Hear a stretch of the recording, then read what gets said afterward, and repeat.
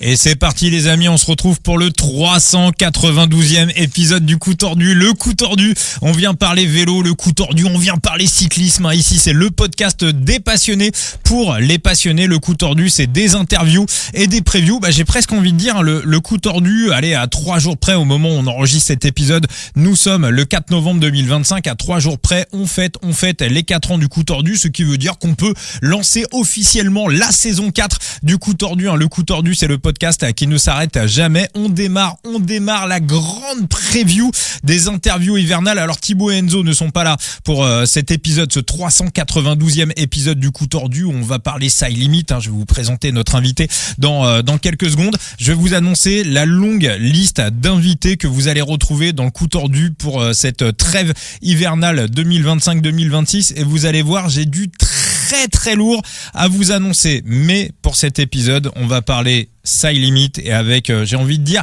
le manager qui a créé la sensation en cette année 2025. Monsieur Francesco, manager sur Side Limit, est avec nous dans le Coup Tordu. Comment tu vas, Francesco ? Salut Vincent, salut à tous, ravi de partager ce podcast avec toi et donc bonjour à tous les collègues de Side Limit et puis à tous les auditeurs du podcast en passant. Exactement, tu as raison. Francesco, on va parler de toi parce que c'est vrai que t'es arrivé en début de saison et t'as été un petit peu on rappelle un petit peu, tu finis 4e du Lefebvre Challenge, c'est ça ? Oui, tout à fait, c'est ça, oui. Bon, on rappelle que le Lefebvre Challenge, pour ceux qui connaissent pas Side Limit, c'est un classement qui est organisé par Luc, par Cylimetrics, qu'on a déjà reçu dans le podcast, dans le Coup Tordu. Et en gros, c'est le classement de la Ligue 3. La Ligue 3, c'est la ligue payante où il y a le plus de monde, celle où on joue avec des cartes à pas cher. Mais on reparlera de tout ça. Francesco, alors est-ce que tu veux que je t'annonce la liste de tous les invités, alors tous ceux qui sont prévus et qu'on va avoir dans le Coup Tordu pour cette saison? Tiens, on va même faire un petit jeu. Francesco.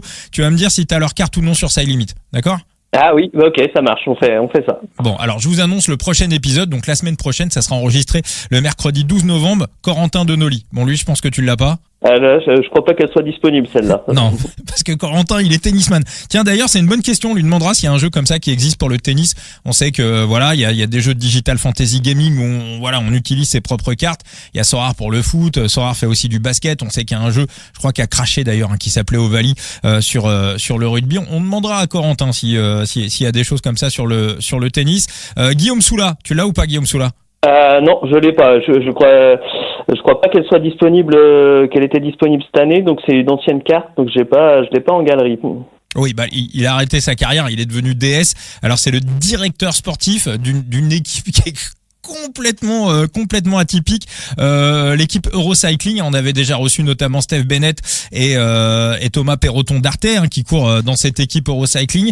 Alors lui, voilà, il est DS, il est fondateur de cette équipe et j'ai plein de questions à lui poser parce que cette équipe, elle est complètement hallucinante.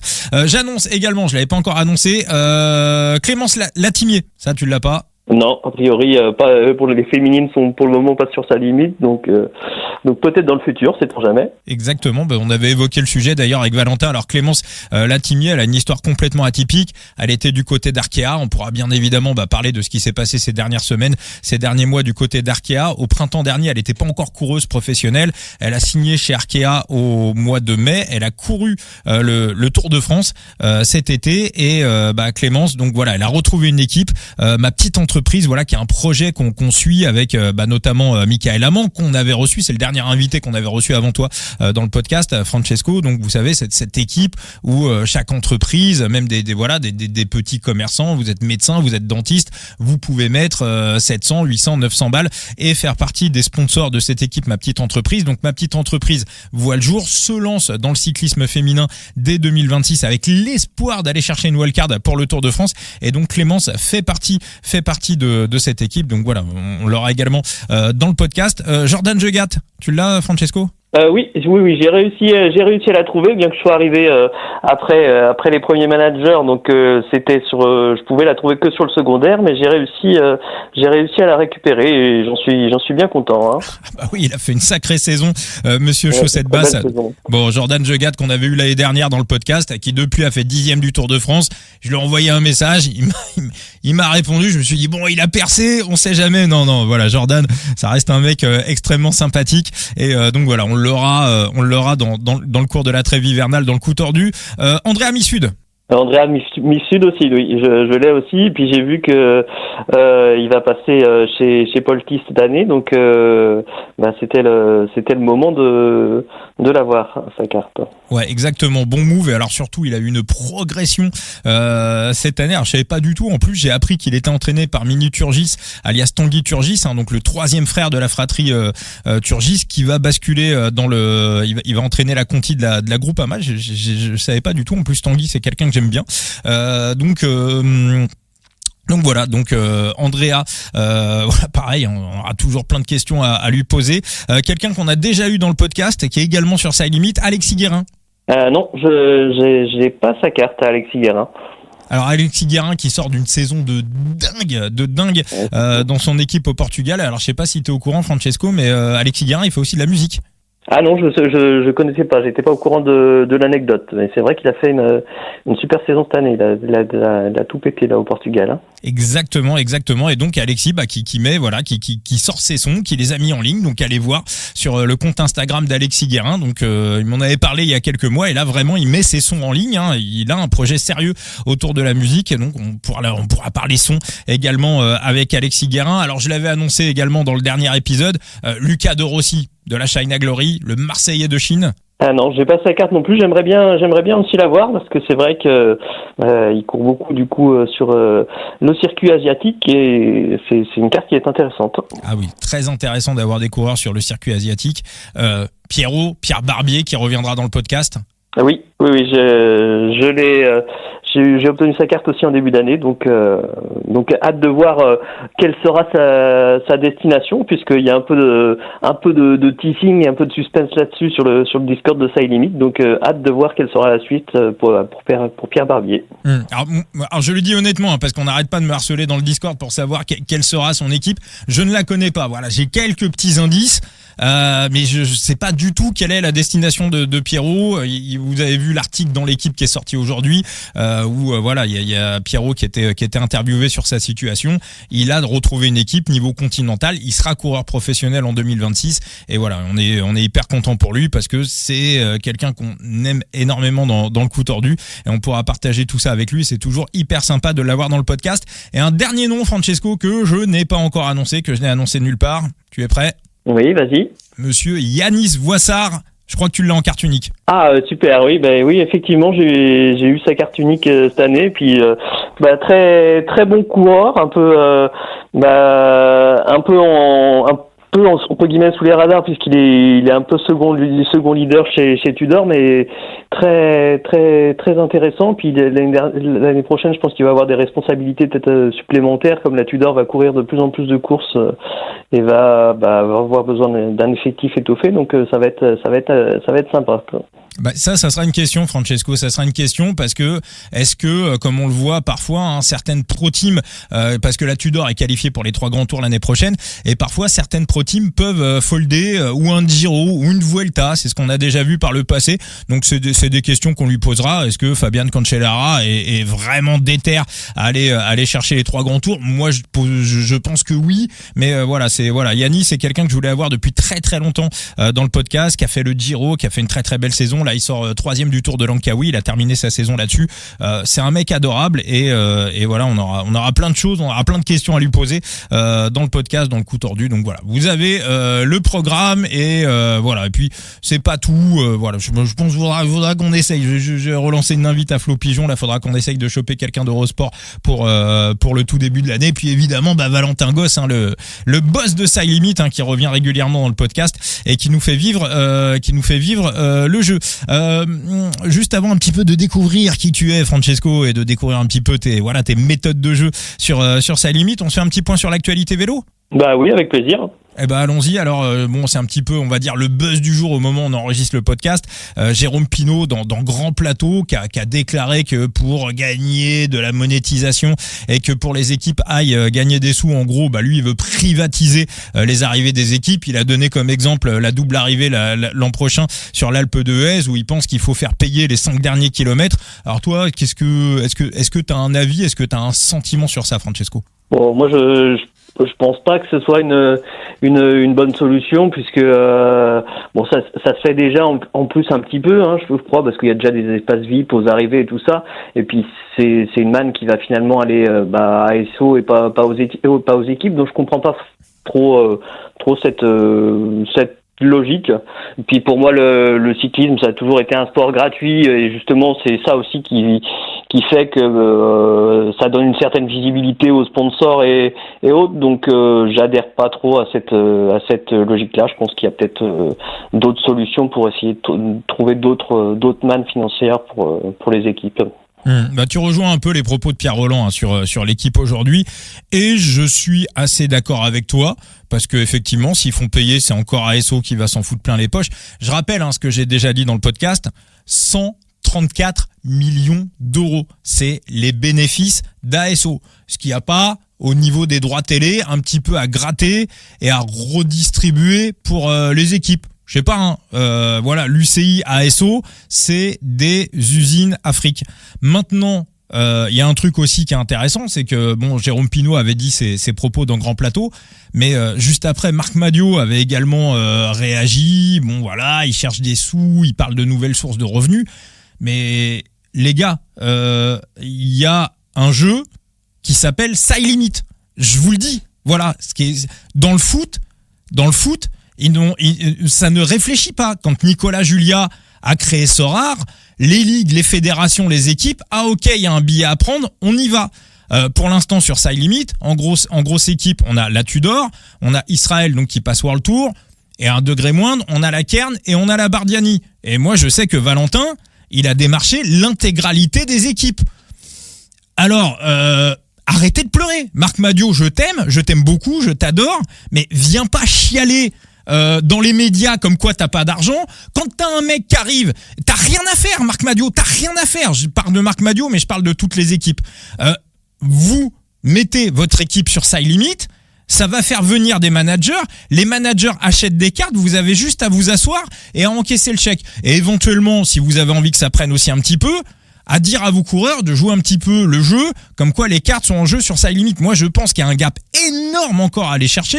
Je vais donner un exemple, la carte unique de Wembayama. Francesco, tu sais à combien elle est partie, la carte de Wemby sur Sorare? Ah non, aucune idée. $60,000. Elle est partie à $60,000. Donc, c'est-à-dire qu'un Wemby qui a 135 000 followers, bon, ça va encore monter parce que c'est une star mondiale.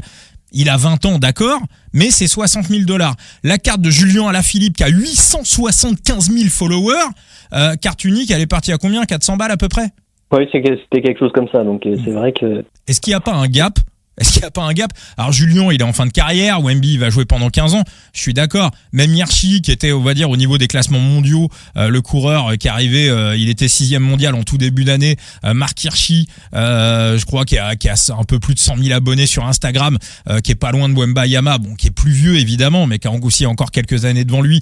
Il est parti à, je crois, à peu près $447. Est-ce que la valeur réelle sur le sport mondial d'un Marc Hirschi face à un Wembayama, est-ce que vraiment le ratio il est divisé par 120? Non, mais oui, c'est sûr. Moi, je suis assez d'accord avec toi. Il faudrait qu'ils se modernisent, toutes ces équipes-là. Là, on parle du contexte qui est compliqué, mais il y a une équipe là qui perce un petit peu et qui finalement arrive à trouver des partenariats. C'est l'équipe de Bas Titema. Qui justement utilise un peu tous ces nouveaux outils pour raconter l'histoire de son équipe et surfe un peu sur tout l'aspect réseaux sociaux et tout ça, et je pense qu'il y a quelque chose à travailler là-dessus pour donner de la visibilité et puis trouver d'autres moyens un peu et se diversifier, d'autres moyens de communication pour donner de la visibilité aux sponsors et puis trouver des nouvelles sources de revenus. Il faut un peu se moderniser pour ces équipes-là. Je suis complètement dans de ton avis, Vincent. C'est la Visma. Hein. La Visma a une très grosse écart. Évidemment, ça coûte de l'argent. Total Energy est pas si mauvais que ça en France avec les petites stories Oui. Où ils font vivre un petit peu les coulisses des coureurs. Ça, je trouve que c'est plutôt bien, mais tu prends la Visma, il y a une véritable équipe de tournage autour. Donc, je pense aussi que pour un sponsor, mettre des moyens pour aller là-dedans, c'est aussi de la visibilité, de la notoriété, de la monétisation. Donc, faut aussi, moi, le vélo est parfois un petit peu sur des vieilles traditions, des vieux réflexes. Et moi, je pense que les managers devraient courir après Valentin. Voilà, c'est une rentrée d'argent potentielle. Il y en a d'autres évidemment, mais celle-ci, voilà. Enfin, moi ça me fait totalement halluciner mon Francesco. Ouais, tout à fait, c'est de l'argent et de la visibilité. Donc, Ouais. Donc voilà. Au pire, même si ça marche pas, tu prends un petit chèque et puis voilà. Mais évidemment, s'il y a des grosses équipes qui rentrent, il va y avoir de nouveaux managers qui vont rentrer et il va y avoir de l'argent qui va rentrer. Et voilà, ça a pris sur le foot, sur le basket. Il y a pas de raison, il y a zéro raison que ça prenne pas sur le vélo. Et il y a encore beaucoup de caps à franchir pour optimiser Side Limit. Francesco, est-ce que tu as lu l'interview de Stéphane Lô dans Cyclisme Actu qui explique un petit peu comment ça s'est terminé du côté de la Loto? Oui, je l'ai lu. Quel est ton sentiment? Bon, ça illustre un peu, ça illustre bien les travers un peu du cyclisme actuel finalement. Et c'est une déception que ça se termine comme ça, alors que finalement il avait apparemment trouvé des financements autres qui auraient pu aider à continuer sur le projet Loto. Donc là finalement on ne sait pas trop où on va avec cette fusion. Donc bon, c'est un peu ça illustre bien les problèmes du cyclisme actuel. Je suis entièrement raccord avec toi. C'est en fait quand tu lis l'interview, et c'est ça qui est terrible, c'est que tu as l'impression qu'aujourd'hui un bon manager, c'est aussi un bon politicien finalement. Parce que la manière dont il raconte l'histoire, donc en gros, il fallait un co-sponsor pour que la Loto continue en 2026. Et au moment où il trouve ce co-sponsor, le sponsor Loto lui dit non, mais te prends pas la tête. En fait, on va fusionner avec Intermarché. Mais pour moi, à aucun moment, et Elo comprend rapidement qu'il fait pas partie du projet, qu'il se retire. Mais pour moi, à aucun moment, il s'agit d'une fusion. Le truc, c'est le dîner de con en réalité. C'est Bourla, c'est Intermarché qui est venu piquer le sponsor de Stéphane Lô. D'où il y a une fusion. C'est pas une fusion, c'est une absorption. Fusion, je pense que c'est un truc un petit peu pour faire glisser la pilule aux salariés, aux coureurs pas concernés. Parce que effectivement, si on arrive au mois de juillet, on dit les gars, l'équipe elle est absorbée par une autre. Tu crées un scandale. Bon les gars, on va dire que c'est une fusion, comme ça va passer un petit peu. Mais en vrai, le mot fusion, c'est de la vaseline. C'est juste de la vaseline. Allez voir l'interview de Stéphane Lô sur Cyclisme Actu si vous ne l'avez pas fait. Faites-vous votre propre idée. Mais il s'est fait taper son sponsor par Bourla, voilà, certains diront qu'il a été plus malin. Enfin bon, voilà, on verra. Moi, Francesco, il y a quand même une équation dans l'histoire où je suis pressé de voir un petit peu ce qui va se passer en 2026. On sait que Bini, visiblement, lui, va se barrer. D'ailleurs, il pourrait arriver sur Side Limit parce qu'il est annoncé chez Israël. Arnaud Delis. On sait qu'il y a quand même des gens, notamment dans le staff du côté de la Loto, à qui on avait promis des contrats pour 2026 et finalement il n'y aura pas de contrat pour 2026. On sait qu'Arnaud Delis, c'est un affectif, enfin en tout cas il a l'air, c'est un mec simple, c'est pas un politique. Est-ce que, on va dire, cette espèce de mariage un peu forcé, est-ce qu'il va s'y retrouver? Est-ce que humainement, on sait qu'Arnaud Delis, si humainement il s'y retrouve pas sur le vélo, il va pas s'y retrouver. Est-ce que voilà, si on va dire, si c'est un mariage un peu forcé, est-ce que ça peut pas aussi rapidement lui péter les burnes? Oui, c'est sûr, surtout que ce qu'ils ont fait, c'était ni fait ni à faire, puisque les coureurs visiblement, n'ont pas été au courant. Certains qui n'ont pas été renouvelés ont été informés par Adam Hansen, qui est pas du tout de l'équipe, mais qui est le représentant des coureurs, que finalement ils n'étaient pas prolongés. Donc c'est vrai qu'humainement, il y a l'air d'y avoir pas mal de travers dans cette histoire. Et après, s'il n'y a pas de lit dans le projet, ça va être compliqué, parce que finalement, si Girmay part, si Dely part, qui sera... Alors pour l'instant, Dely est annoncé, c'est moi qui suppute que ça pourrait lui péter les burnes. Mais pour l'instant, il est là. C'est possible, s'il voit s'il a des copains, des collègues finalement qui se retrouvent pas de l'aventure à cause de ça. Surtout qu'en plus, il y a l'impression qu'il y avait une proximité avec Stéphane Hellot qui avait quand même trouvé, on va dire, les mécanismes parce que c'était pas gagné, le début de saison c'était compliqué, donc pour le remettre en selle et faire une fin de saison de dingue. Donc voilà, à surveiller. Je serais pas surpris qu'il y ait un dossier de Dely. Alors pour l'instant, personne n'en parle. Encore une fois, c'est moi qui suppute, mais je serais pas surpris qu'il y ait un dossier de Dely dans les semaines ou dans les mois qui viennent. Voilà. Après, encore une fois, c'est que mon avis. Francesco, on va te découvrir un petit peu. On va découvrir un petit peu qui tu es. Alors, on va rappeler que tu es le 4e manager de Side Limit à venir dans le podcast, dans le coup tordu. Il y avait déjà eu Petit Juju, le GOAT de Side Limit. On avait reçu Boris, aussi excellent manager. Notre ami Luc, alias Sidelimmetrix, créateur de contenu autour de Side Limit. Il a un très beau site internet d'ailleurs. Tapez Sidelimmetrix, vous allez avoir des statistiques. En quelques mots, pour rappeler le principe de Side Limit, mais vraiment très rapidement, c'est un jeu de fantasy où on joue avec ses propres cartes, avec ses propres NFT, avec ses coureurs qu'on achète. Et donc, l'avantage, c'est quand on achète des coureurs, on peut les revendre. Et d'ailleurs, aujourd'hui, j'ai fait une petite vente. Voilà, Pipo Fiorelli que j'avais acheté 50 balles en début d'année dernière, qui passe à la Visma. Je l'ai revendu 170 à l'ami prix team. Donc voilà, ça c'est le jeu sur Side Limit, c'est de faire du scouting et de monétiser aussi un petit peu tout ça. Donc t'es le 4e manager de Side Limit. Voilà, le coup tordu, je l'ai aussi créé pour ça. Voilà, pour recevoir des managers Side Limit. Je rappelle également qu'il y aura un trophée du manager de l'année qui sera j'annoncerai le nom du gagnant le jour de la remise du vélo d'or. Voilà, on sait que Pogacar va être vélo d'or de l'année 2025. Alors qui sera le manager de l'année 2025? Il y a un trophée, un vrai trophée, voilà, que j'ai à la maison, que j'ai montré déjà sur les réseaux sociaux et que j'enverrai donc au vainqueur. Francesco, voilà, j'ai pris déjà les votes un petit peu des managers de Side Limit, c'est les managers qui votent. Voilà, je t'annonce que ton nom a été cité régulièrement, donc tu fais partie de la shortlist presque des nominés pour gagner ce trophée, Francesco. Alors, parle-nous un petit peu de toi. Voilà, t'as quel âge? T'habites où? Qu'est-ce que tu fais dans la vie? Est-ce que t'as fait du sport? Alors, j'ai 36 ans, j'habite sur Paris, mais je suis d'origine bretonne à la base. Donc j'habite sur Paris avec ma femme et mes 2 filles. Je travaille dans les finances publiques. Je suis inspecteur des finances publiques dans le domaine des médias. Donc voilà, j'ai fait du sport un peu en loisir, du foot et du badminton, mais jamais de compétition. Et je t'avoue, depuis que j'ai mes petites, c'est un peu passé au second plan parce qu'il faut que je me dégage du temps. Donc voilà. Bon, très bien. Finances publiques dans les médias, c'est-à-dire comment ça? C'est-à-dire que moi je suis inspecteur, donc je vérifie des sociétés donc qui font partie du domaine des médias, de la culture, de sociétés de taille moyenne. Donc ça peut être de la presse, de la production audiovisuelle, de l'événementiel.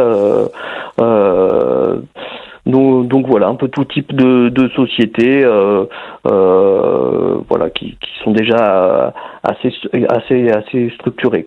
D'accord. Donc qui ont pignon sur rue. Oui, c'est ça. C'est en dessous les groupes du 440, si tu veux.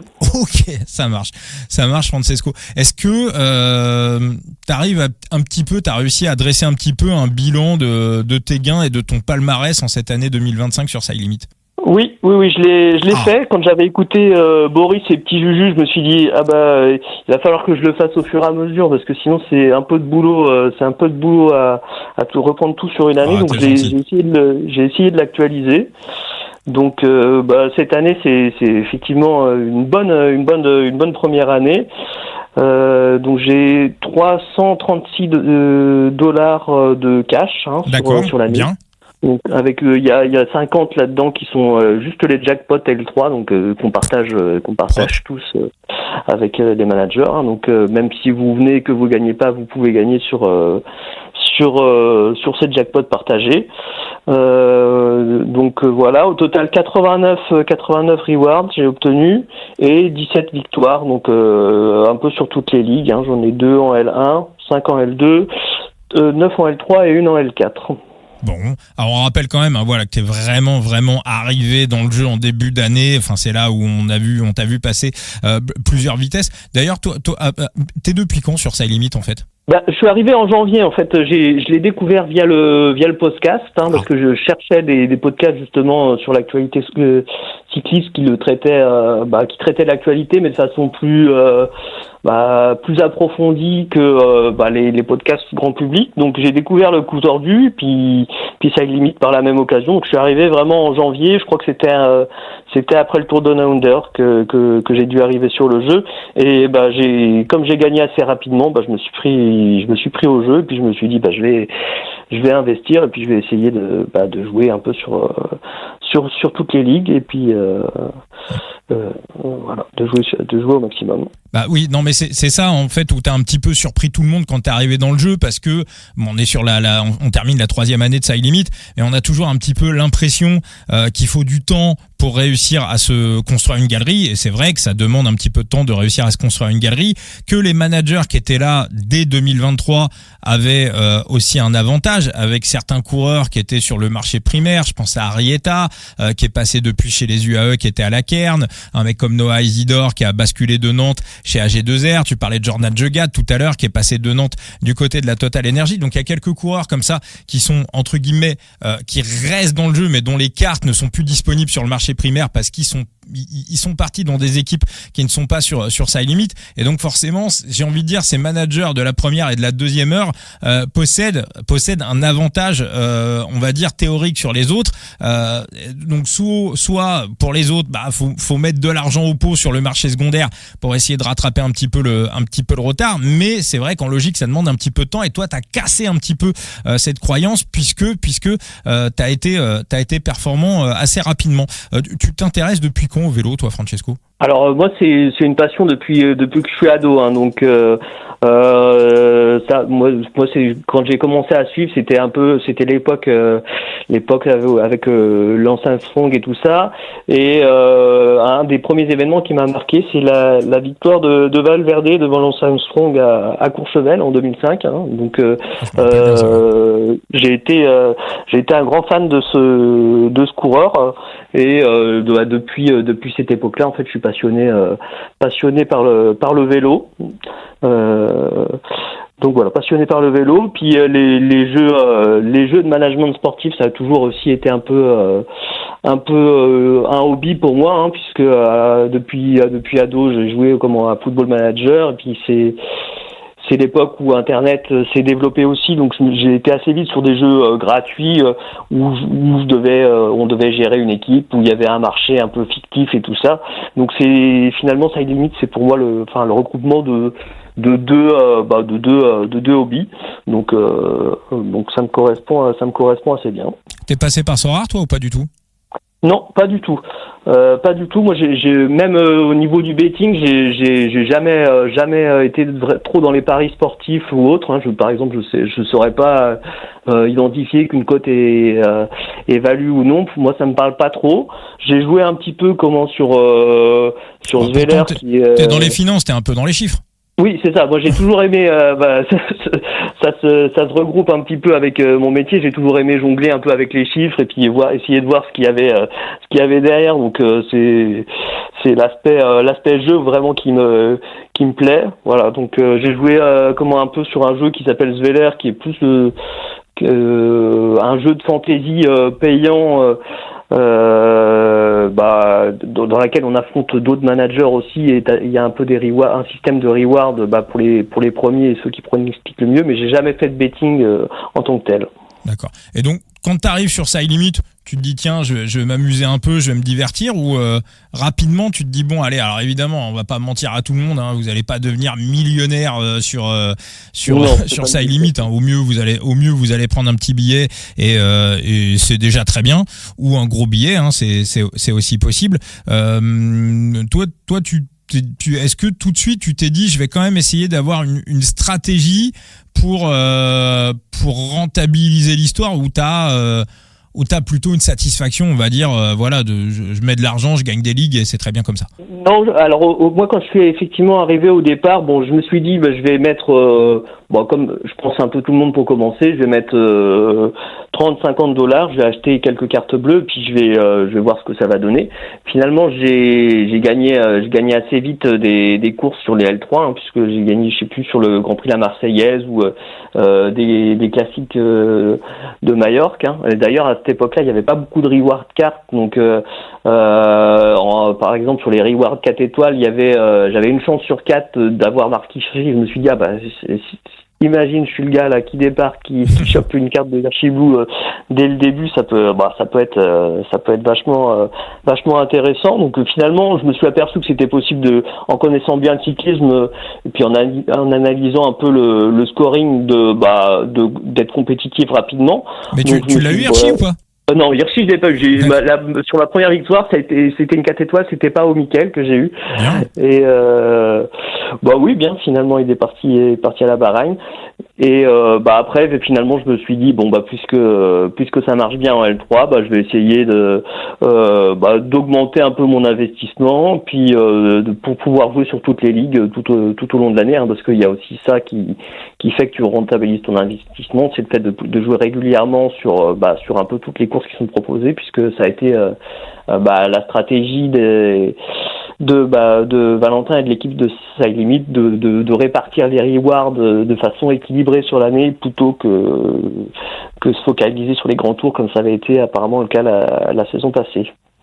Comment tu on va dire, on rappelle sur Side Limit, hein, il y a différentes épreuves, donc faut constituer la meilleure équipe possible, hein. Il y a des multi-tours, donc multi-tours, c'est, on va dire, ils vont, Valentin va associer 3, 4, 5, 6 courses par étape, et il y a aussi les multi-race, donc ça c'est sur les courses d'un jour. Quand il y a une épreuve sur Side Limit, un multi-tour, une multi-race, c'est quoi un petit peu ton rituel, ta méthode pour préparer tout ça? Le premier site, je pense celui sur lequel tout le monde va, c'est Pro Cycling Stats, pour avoir un aperçu rapide des start lists, des parcours, éventuellement des anciennes éditions, comment ça s'est passé, qui a gagné, est-ce qu'il y avait des classements sprinters, classements grimpeurs sur les précédentes éditions des tours, pour compléter un peu sur les parcours. Quand c'est pas suffisant sur PCS, je vais sur le site de la Flamme Rouge, hein, puisque c'est de ce site-là qui pompe un peu leur parcours.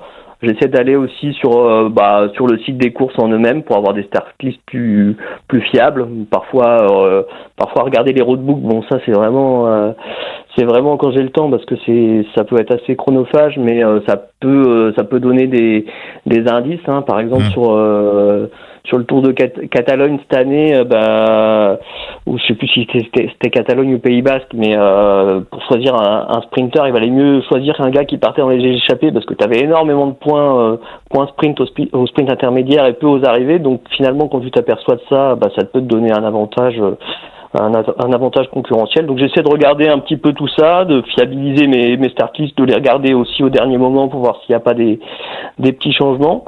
Et puis de bien analyser les parcours aussi, parce que après c'est pareil, selon que tu es par exemple sur un tour de 3 jours ou de 10, ça va, le scoring va changer. Par exemple sur un sprinter, j'essaie plutôt de le mettre sur les tours assez courts, parce que les points vont être plus concentrés, et un sprinter qui va te gagner deux étapes sur 3 sur un tour de 3 jours, ça fait comme s'il gagnait 2/3 des étapes d'un tour de 10 jours ou même d'un GT. Donc par exemple, Voilà, j'essaie de bien identifier les parcours. Sur les grimpeurs aussi, j'essaie de voir s'ils sont en fin de course ou en cours de route pour savoir si je mets plutôt un électron sur ce rôle-là ou plutôt un coureur qui va jouer le classement général. Donc voilà, bien identifier le parcours et puis les forces qu'on peut avoir au bout de sa galerie. Non mais t'as raison Francesco, hein, c'est exactement ce qu'il faut faire. Par exemple, tu vois, regarder les roadbooks. Bon, déjà sur Pro Cycling Stats, on a quand même déjà de bonnes idées quand on regarde les courses précédentes. Alors après, un schéma se reproduit pas forcément d'une année sur l'autre, mais non. Parfois sur les multi-races, sur les multi-tours, faut qu'on aligne un leader, un grimpeur, un sprinter, un électron libre et un domestique. Sur certains multi-tours, il n'y a pas de classement des grimpeurs. Donc, déjà, si on aligne un grimpeur dans une course où il n'y a pas de classement des grimpeurs, si le coureur va au bout, c'est 35 points, et 35 points, c'est pas un score de ouf, quoi, tu vois. Enfin, voilà, il fait 30 points même, enfin, ça va pas marquer beaucoup de points. Et à l'inverse, l'autre chose à vérifier aussi, c'est sur les les courses d'un jour, en fait, sur les multi-races. Des fois, il y a certaines courses, alors il y en a qui sont couvertes de plus en plus, mais certaines courses ne sont pas couvertes par Side Limit. Donc, ce qui veut dire que si vous prenez un électron libre et que le mec s'échappe, comme la course n'est pas couverte par Pro Cycling Stats, finalement votre gars il a fait 150 bornes devant et les points sont pas pris en compte parce que c'est pas couvert par Pro Cycling Stats. Donc c'est des petites choses qu'il faut regarder, alors qu'à l'inverse, dans ce schéma-là sur un multitour, si la course n'est pas couverte par Pro Cycling Stats mais que malgré tout le coureur que vous avez mis en électron libre marque des points, on va dire, sur les grimpeurs ou prend également les sprints intermédiaires, il va aussi marquer des points. Et même s'il fait les sprints intermédiaires et qu'il s'échappe pas, c'est là où des fois, il y a encore, le scoring est pas complètement parfait. Mais si la course est pas couverte par Side Limit et que le mec fait les sprints intermédiaires, vous le mettez en électron libre, il va prendre des points comme s'il s'était échappé. Donc c'est vrai que tout ça, c'est ouais, Francesco. Oui, j'allais dire qu'effectivement, ça c'est un peu qui tout double effectivement sur les tours qui sont pas couverts. Il y avait eu, pour l'anecdote, un tour en Chine, je ne sais plus, de 3 jours où sur chaque étape il y avait un sprint intermédiaire, donc forcément tous les mecs se le disputaient parce que c'était tout plat, donc pour avoir les bonus c'est faire une position en général. Et je sais plus c'était quel coureur, je crois que c'était le petit mongol de la Roraille. Et c'est ça, il avait été présent sur chacun des 3 sprints et il s'était gavé du coup sur les points, il fallait absolument l'avoir pour bien figurer sur la course puisqu'il s'était gavé sur ces 3 sprints, donc il avait eu quasiment tous les points possibles en tant qu'électron, quoi. Alors qu'il avait juste fait des sprints intermédiaires. Et oui, je me rappelle bien parce que c'était Benoît Tréanton d'ailleurs que vous pouvez retrouver sur sa chaîne YouTube Parier Intelligent. Bon là ça parle plutôt de foot, hein, le célèbre Benoît Tréanton qui vous prépare plein de choses, alias BZ Dash Forever sur Side Limit. C'est lui qui avait été remporté la Ligue 1 avec son Bascayan qu'il avait mis en équipier et pourtant qui avait fini premier de son équipe et qui avait marqué 90 points parce qu'il prenait aussi du scoring d'électrons libres. Donc c'est vrai que c'était un peu un move assez atypique. On va aller faire un petit tour sur ta galerie, Francesco. On va aller regarder tout ça. Oui, avec plaisir. Alors est-ce qu'il y a un coureur que tu as acheté et tu t'es dit putain là que ça soit sur le marché primaire ou le marché secondaire, tu t'es dit jamais j'aurais dû mettre un copec sur ce mec là? Oui, alors j'ai acheté, moi j'ai essayé de me diversifier sur les cartes or, donc j'en ai acheté beaucoup finalement à prix assez bas, mais dont certains. Attends, on va quand même préciser un petit truc. T'as 41 cartes uniques, donc les cartes jaunes. Oui. T'as 87 cartes roses et t'as 201 cartes bleues. Donc pour ceux qui connaissent pas, les jaunes c'est les cartes uniques, les cartes roses c'est le niveau juste en dessous et les cartes bleues c'est le niveau le plus populaire, le plus accessible parce que voilà il y a beaucoup plus de cartes bleues pour les coureurs. Donc ouais, donc tu disais Francesco, ouais. Sur les cartes jaunes. J'en ai acheté, il y en a qui sont partis à la retraite, hein. J'ai Verza par exemple qui est parti à la retraite cette année à 27 ans. Là c'est sûr que c'est perdu, j'ai pas pu trop l'utiliser en plus. J'avais parié aussi sur Justin Ducret de Nantes parce qu'il avait fait une très bonne saison au SCO l'année dernière, que c'était un sprinter, donc je m'étais dit il va pouvoir me mettre des points, puis finalement il repart chez les amateurs et même pas dans une DN1, donc Donc a priori il va pas courir de course Side Limit l'année prochaine. Donc j'en ai quelques-uns comme ça. J'ai acheté aussi Carboni en rose sur le marché secondaire. Ah ouais. Donc j'ai dû l'acheter, je sais plus, $15. Je me suis dit ça va me faire un leader intéressant pour pas trop cher, et finalement il s'est fait prendre par la patrouille. Donc je me rappelle, tu l'avais acheté à Benoît, ouais. Ah oui, alors ça j'avoue, alors c'est pas arrivé très souvent sur Side Limit, hein, un coureur qui se fait prendre par la patrouille. Je me demande si Carboni c'est pas le premier d'ailleurs. Je crois il y avait une équipe. Je me demande si du côté au Portugal, il y avait eu un coureur l'année dernière aussi qui s'était fait attraper par la patrouille. Voilà, alors ça c'est vrai que c'est pas trop de chance. Mais alors après, moi je regarde quand même au niveau des dégâts sur ce que tu nous décris. Donc Verza qui était dans les Italiens qui couraient dans l'équipe autrichienne, tu l'as acheté 14 balles. Carboni, tu l'as acheté 18. Il y a, tu me disais quoi encore? Oui. Quel coureur encore que tu... Ducret, je l'ai acheté 10 aussi. En fait, j'ai pas fait tant que ça de gros investissements. Donc sur mes gros investissements, j'ai pas de perte. Hein. La plupart de mes cartes, je les ai achetées, même pour les cartes uniques, moins de $30. Donc il y a pas de grosses pertes. Ah oui, je vois même Mathis Julien qui retourne au Canada, qu'on devrait revoir quand même courir un petit peu sur le Tour de Beauce et sur quelques courses comme ça. Bon, ça va être un calendrier assez limité. Bon, c'est un autre sujet, mais c'est vrai que l'Amérique du Nord, c'est vraiment le parent pauvre du cyclisme dans le monde. Hein, quand on voit comment l'Asie se développe et comment c'est la dèche en Amérique du Nord, notamment aux États-Unis, c'est quand même très très chaud. Je vois que tu as le petit Sou également, hein, le petit chinois qui est du côté des Astana. Donc oui. Ah oui, lui, il m'a bien aidé cette année parce que finalement en tant qu'équipier il a fait toutes les courses un peu secondaires, donc finalement c'était une carte intéressante. Voilà. Ouais, très très. Je vois que tu as Samuel Borman qui va intégrer l'équipe d'Incapi, que tu as acheté 5 balles. Oui, c'est sur le marché secondaire. C'était un pari qui coûte pas grand chose. Ouais. Non, mais très très très très joli move. Non, t'as vraiment là, on va dire sur les déchets, sur les déchets. Je parle pas des coureurs, hein, je parle de ces coureurs qui vont redescendre en amateur, tes cartes en fait, qui vont plus être utilisables. Tu limites. Moi, je peux te dire, j'ai des crashs. J'avais eu Tash Jones que j'avais acheté 80 balles, qui était vraiment un bon coureur chez Israël et australien ou néo-zélandais à 23 ans, il stoppe sa carrière. Moi, j'ai eu des coureurs, Léo Bouvier qu'on a reçu dans le podcast, que j'avais acheté 80 balles, il arrête sa carrière à 27 ans. Donc moi, j'ai des coureurs vraiment qu'on coûté un petit billet. Et puis là, il y en a aussi un petit peu certains qui commencent aussi un petit peu à suivre. Voilà, tu vois, là, je dirais dans ta galerie, là où il y a un petit peu de suspense quand même, c'est sur Derek Guy, que t'as acheté en rose à 80 balles. Que va devenir Derek Guy dans les mois qui viennent? Oui. Bon, après, c'est la situation juridique qui est compliquée sur lui. Mais c'est vrai que après je me fais pas trop de soucis. Il devrait pas arrêter sa carrière sur ça. Il y a bien un moment où un terrain d'entente va être trouvé pour qu'il puisse continuer à courir. Mais effectivement, c'est mon plus gros investissement sur les Pinks. Donc j'espère qu'il va trouver, comme il le souhaite, la porte de sortie pour s'épanouir et puis continuer à courir. Alors il y a une interrogation sur Einhorn, donc sprinter d'Israël Premier Tech, qui visiblement ne serait pas renouvelé dans son équipe, un petit peu son équipe de toujours.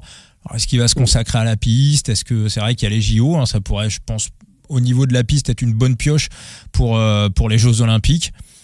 Donc voilà, à voir.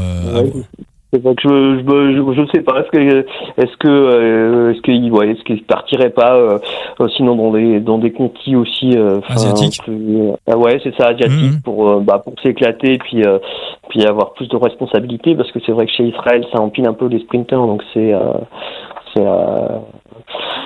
peu compliqué parfois de savoir qui va avoir les responsabilités et puis d'avoir le lead, donc c'est vrai.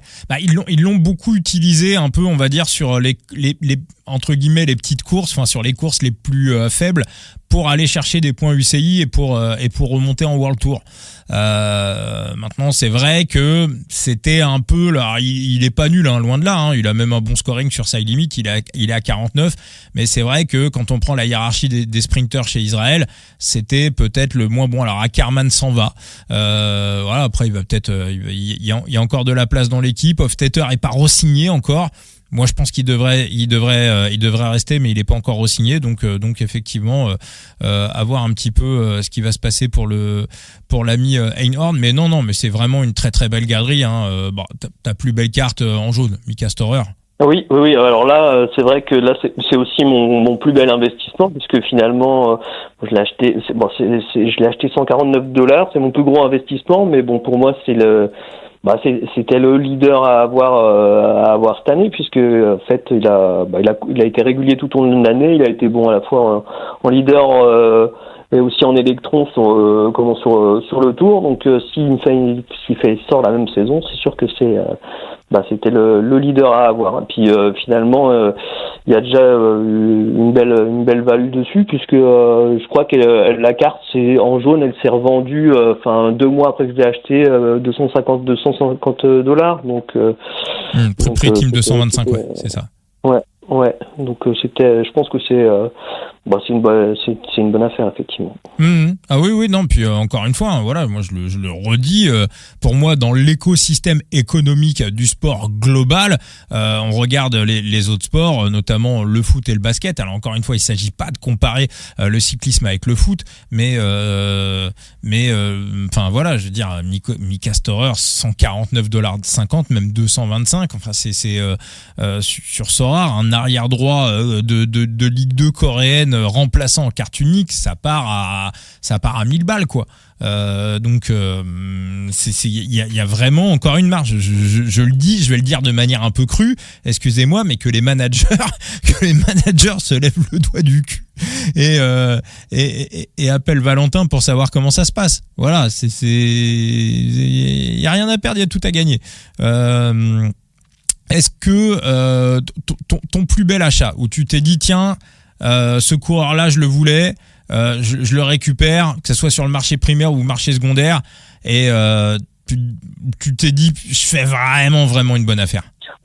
Sur le marché, c'est surtout sur le marché secondaire que j'ai fait des bonnes affaires, parce que j'ai été pas mal en veille du fait que j'arrivais, donc je regardais régulièrement, donc j'ai fait quand même plusieurs belles affaires en récupérant notamment des cartes qui sont plus disponibles, donc surtout sur les blues, hein. Donc Guy par exemple, je l'ai acheté $8. Ah oui. Pellizzari, je l'ai acheté 15, mais finalement après son Giro, c'était plus $30 le prix d'une boue de Pellizzari. Arrieta à 12, je trouve que c'est très correct aussi. De Klein, je l'ai eu à $5, donc effectivement j'ai fait quelques petites affaires sur les bouts sur le marché secondaire, et sinon sur le marché primaire, c'est plus sur les yellow, donc effectivement Storer, Boisard aussi, que j'ai eu pour pas très cher, pour moins de $50 il me semble, donc 46, donc, voilà. Ouais. C'est vrai que moi, Yanis, je l'avais acheté 110 ou 115 balles, mais je le voulais tellement, Yanis. Je me rappelle la mise aux enchères, c'était en 2024, hein, contre Boris, on se tapait 50, 60, 70, à un moment donné, ça m'a saoulé, 115 balles. Allez, c'est la seule fois où j'ai fait ça sur Side Limit, tellement j'avais ciblé notre ami Yanis Voissard. Est-ce que voilà, t'as des coureurs sous les radars. T'as lancé une théorie d'ailleurs l'autre fois sur le Discord de Side Limit, et j'en ai même fait un podcast. Je t'avais cité parce que je t'ai piqué l'idée. Toi, t'as une théorie, mais qui est totalement juste, comme quoi sur Side Limit, finalement, c'est les trentenaires qui sont sous-cotés. Oui, tout à fait. Ouais. Et c'est vrai que sur les jeunes, finalement, même quand ils sont pas encore révélés, ça part très cher, du fait qu'ils peuvent avoir un potentiel, et que c'est sur ces cartes-là qu'il va y avoir de la value. Mais pour vraiment performer, c'est sûr que les